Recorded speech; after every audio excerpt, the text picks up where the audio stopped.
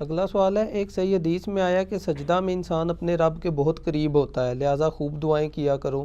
اس حوالے سے کون سی دعا ہے جو مجھے سجدے میں کرنی چاہیے؟ صحیح مسلم میں یہ حدیث ہے کہ تم میں سے کوئی بھی شخص سجدے کی حالت میں اپنے رب کے سب سے زیادہ قریب ہوتا ہے تو اس وقت اپنے رب سے خوب دعائیں مانگو۔ تو وہی دعائیں کریں جو نبی علیہ السلام نے کی ہیں۔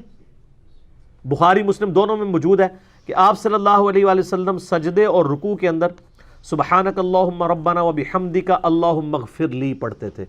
میرے نماز والے ریسرچ پیپر نمبر 8 میں بھی موجود ہے، سبحانک اللہم ربنا وبحمدک اللہم اغفر لی۔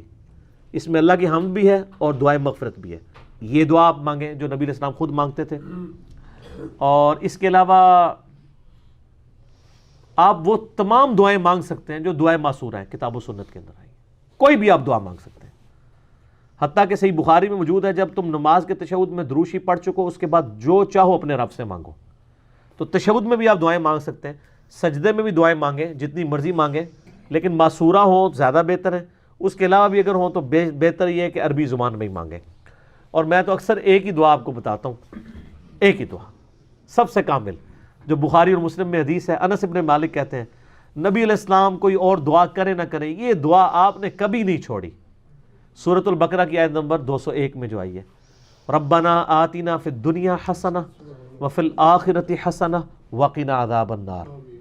اور بخاری مسلم میں الفاظ ہیں اللہم کے ساتھ بھی ہیں، اللہم آتنا فی الدنیا، دونوں کو کمبائنڈ بھی آپ کر سکتے ہیں، اللہم ربنا آتنا فی الدنیا حسنہ وفی الآخرۃ حسنہ وقنا عذاب النار۔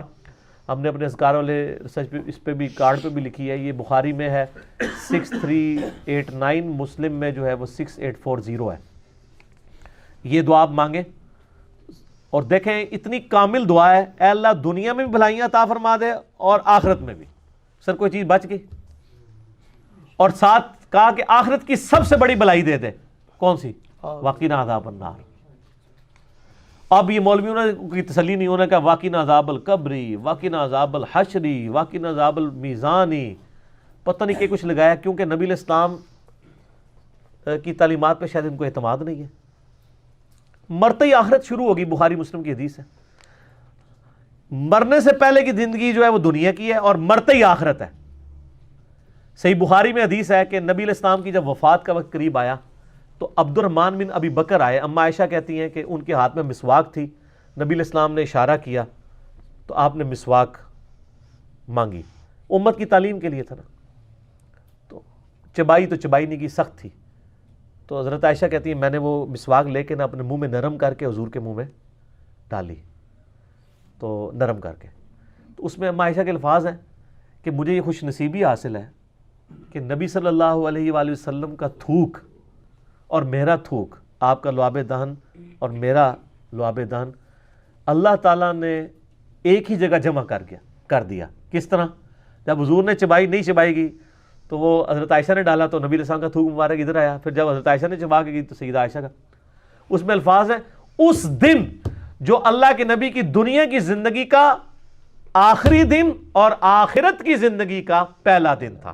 حضور کی وفات کے دن کو اما عائشہ نے کہا ہے کہ حضور کی زندگی کا آخری دن اور آخرت کا پہلا دن۔ یہ میں نے ثبوت میں کہا ہے کہ یہ جو میں نے عقیدہ بیان کیا ہے نا کہ مرتے ہی آخرت شروع ہو جاتی ہے، اس کے ثبوت میں نے یہ لفظ، اس میں الفاظ ہیں کہ دنیا کی زندگی کا آخری دن اور آخرت کی زندگی کا پہلا دن۔ تو فی الدنیا حسنہ وفی الآخرۃ حسنہ، سب کچھ آ گیا۔ سر آپ دنیا کی ہر خواہش اس دعا کے اندر کر سکتے ہیں۔ آپ کسی کی اولاد نہیں ہو رہی، وہی تصور رکھیں، دعا یہ مانگ لیں۔ کسی کے روزگار کا ایشو ہے، دعا یہ مانگ لیں۔ بیماری کا ایشو ہے، دعا یہ مانگ لیں۔ حتیٰ کہ ایک مسلم شریف میں بڑی رقت انگیز حدیث ہے، نبی صلی اللہ علیہ وآلہ وسلم ایک صحابی کی عیادت کے لیے گئے جو بالکل چڑیا کی طرح ڈھانچے کی شکل میں اس کا پنجر ہو چکا ہوا تھا، کمزور ہو کے بیماری کی وجہ سے، تو یعنی زندگی موت کی کشمکش میں تھا۔ آپ نے فرمایا تو اللہ سے کیا مانگتا ہے؟ سمجھدار بندہ سمجھ آتا ہے۔ انہوں نے کہا یا رسول اللہ میں اللہ سے یہ دعا کرتا ہوں کہ اے اللہ جو تو نے مجھے آخرت میں عذاب دینا ہے دنیا میں دے لے۔ استغفر اللہ توب الیہ۔ آپ میں سبحان اللہ، یہ حضور رانگی میں، اللہ پاک ہے ہر برائی سے، انسان ہی اس قسم کی کوتاہیاں کر سکتا ہے نا۔ آپ فرمایا تو اللہ کا عذاب سہنے کے قابل سمجھتا ہے اپنے آپ کو کہ تو اتنا دلیر ہے کہ تو یہ کہہ رہا ہے کہ اللہ جو مجھے آخرت میں عذاب دینا ہے دنیا میں دے لے، آخرت میں جنت مل جائے. اوے تجھے تو چاہیے تھا تو کہتا ربنا آتینا فی الدنیا حسنہ وفی الآخرۃ حسنۃ وقنا عذاب النار. کو اللہ کے خزانے میں کمی آنے والی ہے؟ تو دنیا میں بھلائیاں مانگ, آخرت میں مانگ. تو کیا ہے اللہ کے ساتھ سودا کر رہا ہے؟ کیونکہ یہ کوئی سودے والا معاملہ ہے. وہ تو کرم ہی کرم ہے, رحم ہی رحم ہے. اس کا تو, اس کی رحمت کی تو کوئی انتہا نہیں ہے. تو اس نے یہ دعا کی. صحابہ کہتے ہیں کہ کچھ ہی عرصے کے اندر وہ بالکل صحیح ہو گیا, جیسے مردہ زندہ ہو جاتا ہے. اور دعا پڑھنے لگا. اے سر, یہ دعا بہت بڑا وظیفہ ہے. ربنا آتینا فی الدنیا حسنہ وفی الآخرۃ حسنہ وقنا عذاب النار. تشہد میں اسے لازم کریں. ایک تو وہ جو صحیح بخاری مسلم میں ہے نا, 4 چیزوں کے شر سے پناہ مانگو. اللہم انی اعوذ بک من عذاب جہنم ومن عذاب القبر ومن فتنۃ المحیا والممات ومن شر فتنۃ المسیح الدجال. وہ تو آپ نے 4 چیزوں کے شر سے پناہ مانگنی ہے. اس کے بعد اس دعا کو بھی ایڈ کریں. رب اجعلنی والی دعا بھی مانگا کریں. رب ارحمہما کما ربیانی صغیرا. یہ بھی جتنی بھی دعائیں یاد ہیں. اور رکوع اور سجدوں میں بھی آپ مانگ سکتے ہیں. اور بہتر ہے عربی زبان میں ہی مانگنی چاہیے. میرا مولانا ساق صاحب کے ساتھ اس مسئلے میں علمی اختلاف ہے. میرا کلپ بھی چڑھا ہوا ہے. یعنی عربی مسلمانوں کا بانڈ ہے اور یونٹی کا ذریعہ, اور جو سوز و گداز اس کے اندر ہے وہ کسی چیز کے اندر ہی نہیں ہے.